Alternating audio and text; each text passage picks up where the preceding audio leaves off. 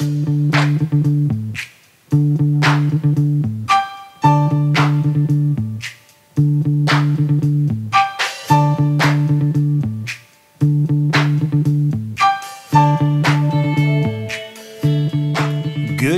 Monday, Cuppa Sales Joe. And no, that was not Vanilla Ice. That was the original Under Pressure from Queen and David Bowie. Some of you know that I talk about adversity differently than most people. And this comes from my background in martial arts. When I started training in martial arts, one of the key aspects of this was learning to spar. If you're not familiar, sparring is where you essentially fight with someone, and in our case, we wore protective gear like headgear and gloves, and while the intensity was high, you would kick and hit and punch with control. That was the key, control. You can hit someone so they know they've been hit, but without doing damage. I had an experience once where I had to spar with a student that was many belt ranks below me, hence he had much less experience and time in training. The interesting thing was that when he hit me, he had very little control. So it was a test for me as much as it was for him in being able to block and strike and move so that I could protect myself from his lack of control. And for what it is worth, I made sure that he knew he was being hit too, lest he not learn that lesson.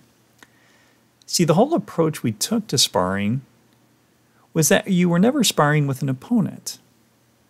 And we never called it fighting because that indicates a winner and a loser. You always sparred with a partner. Best shot. Why don't you hit me with your best shot? Now that partner's job was to show you your weaknesses. Between the control we used and the attitude of learning by calling your opponent a partner, this was a great environment for growth through adversity, through challenge. I mean, you couldn't mistake being kicked in the head. It was a lesson you couldn't ignore. But it was just enough adversity to make you change your behavior. Too light a touch, and you wouldn't block the next one. Too hard, and you'd be fearful or averse to sparring again.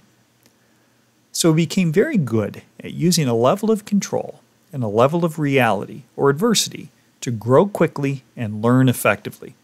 Very quickly. In fact, in my training and teaching of martial arts, I found sparring to be one of the greatest environments for accelerated growth and effective learning. And this is a lesson I think we can all learn. And you don't have to be kicked in the head or choked out to learn it. Makes me that much stronger. Makes me work a little bit harder. Makes me that much wiser. Thanks for making me a fighter.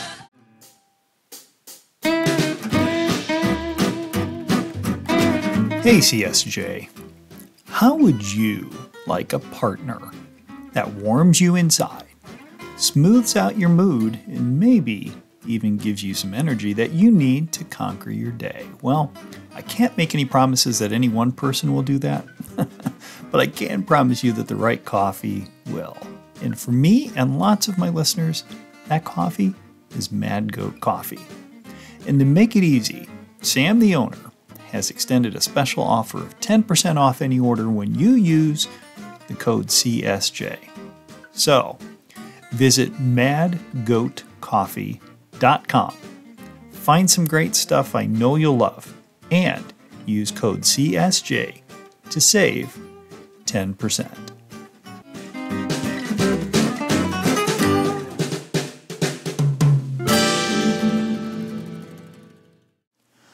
What is the ideal level of adversity we should face? Well, it depends on what your goals are. If you want to have smooth and easy and trouble-free work, then you want near zero adversity. But along with that comes virtually no growth. Because as the saying goes, sales don't work when there's no wind. Don't we sometimes get caught in that trap, believing that we want just calm waters? But do we really? Typically, this is when we find ourselves on the other end of the spectrum, when we see adversity at a level 10 out of 10. This is where we are overwhelmed, where we have too many things happening and we cannot focus or get things done, and it's more than we can make sense of. We lack clarity, we lack control, and we start to believe that it will always be like this. Growth is not possible because there's just too much going on. Stress rises and we're not doing our best work. there's a desire to just walk away from that situation, understandably. So this is also not the optimal level of adversity.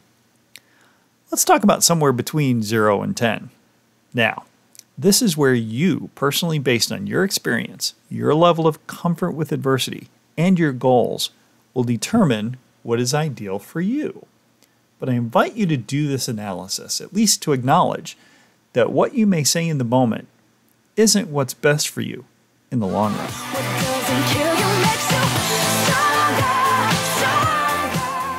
So what's the difference between, say, an adversity level of 4 versus an adversity level of 7? Keep in mind, too, that you should consider adversity to be like your sparring partner. Many times the situations we find ourselves in are really just showing us our weak areas that we should work to improve. And if it didn't point those out to us, we would never realize they need work or work to become better. In other words, without adversity, there is no growth. But do we need to always live at a high level of adversity in order to grow?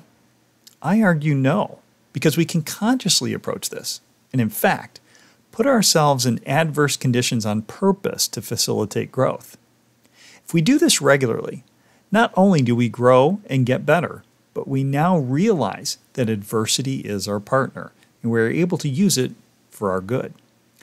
Think about the difference between seeing adversity as crippling or unwanted versus seeing it as a tool for our own improvement, our own growth, and our fulfillment. And where does this change happen? Completely in our mindset and our attitude, something we already, whether we realize it or not, have complete control over. I'm still standing.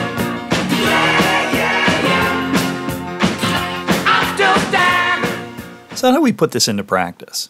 First, we have to understand and fully believe that adverse conditions are there for our benefit. When you face a difficult situation, do you see it as something unwanted and that you don't deserve? Do you see it as something to just get through and move on? Or do you see it as the growth opportunity it is? Take a look at your mindset whenever you are faced with adversity. And this is something that doesn't just happen once and your mindset is fixed. It is something that we all have to condition ourselves to do. I may not know it, but these are the moments that I'm gonna remember most. Yeah, just gotta keep going. Second, we then work to think on a higher level. The thing that separates us from other mammals is our ability to think about how we think, to think about our thoughts. There is a level of solving a problem or dealing with it at its level. Then there's a level of understanding why something is happening and how we can benefit from it, even if it's not a positive thing on the surface. Why would anyone subject themselves to, for example, the pain of lifting heavy weights or running long distances? The actual physical activity may be painful and require effort and great energy. But why do we do it? Because we realize that the pain is only one piece of the picture. And we understand that by going through this, we will benefit by becoming stronger or faster or gaining endurance. The actual physical sensation of being poked in the arm with a sharp needle isn't pleasurable, but we do it because that adversity benefits us by keeping us safe from illness or disease. So, we have to think beyond the actual experience of adversity into what it can really mean for us. Lastly, when we fully understand what adversity can teach us and what it actually represents as a partner in life and in our work, then we can seek out these situations of ultimate growth and progress. For example, if we really wanted to learn as much as possible and become our best self, we would look for challenging and adverse situations. Imagine being able to welcome difficulty and challenge, knowing it is all for your benefit, and knowing that no matter the outcome, you'll be better for it. This, my friends, is the ultimate growth mindset, and it is completely yours for the taking. So this week, when you face adversity, see it as the sparring partner that it is, and learn from it, and maybe even welcome it when it comes calling. Have a great week. It makes us older, better, faster, stronger. That don't kill me, can only make us stronger. I need you to hurry up now, cause I can't wait much longer. I know I got to be right.